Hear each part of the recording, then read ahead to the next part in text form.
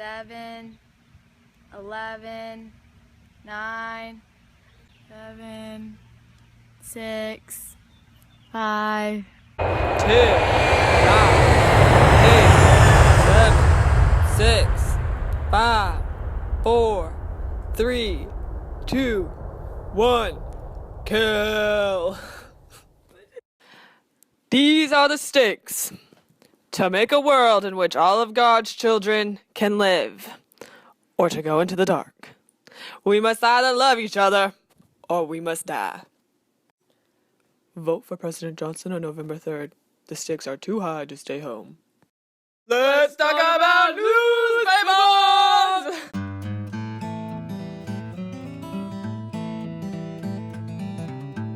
Newspapers were one of the first forms of media. Political parties created and subsidized newspapers. Newspapers were expensive and circulated to the political and commercial elites. Changes in society and technology made the press self-supporting and able to reach mass readership. Urbanization allowed large numbers to support papers. Influence of publishers and editors created partisan bias, and yellow journalism was developed. Yellow journalism is journalism that is based upon sensationalism and crude exaggeration, and was created to attract readers.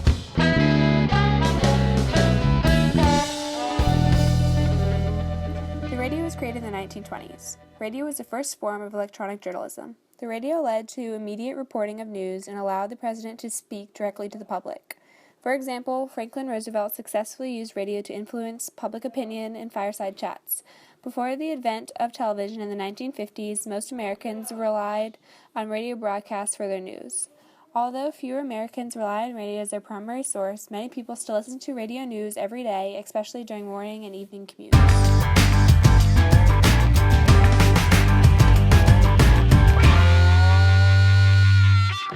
Television broadcasts rose in the 1950s.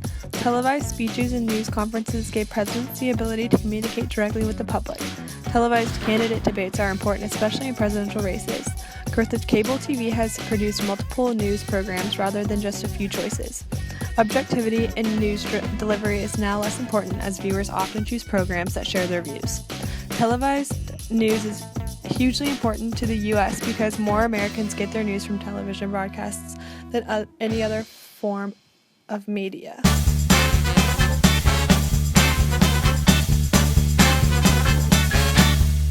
Government control over print media and the internet, but there is more government control over broadcast media, the radio and TV, since federal government regulates the use of radio frequencies and issue broadcast licenses.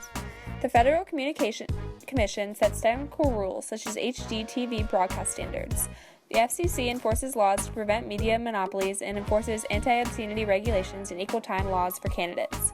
The Fairness Doctrine states that a broadcaster who airs a controversial program must provide time to air opposing views. However, the FCC has not enforced the Fairness Doctrine since 1985, and some allege that the FCC has taken a lax approach to enforcing the rules and regulations.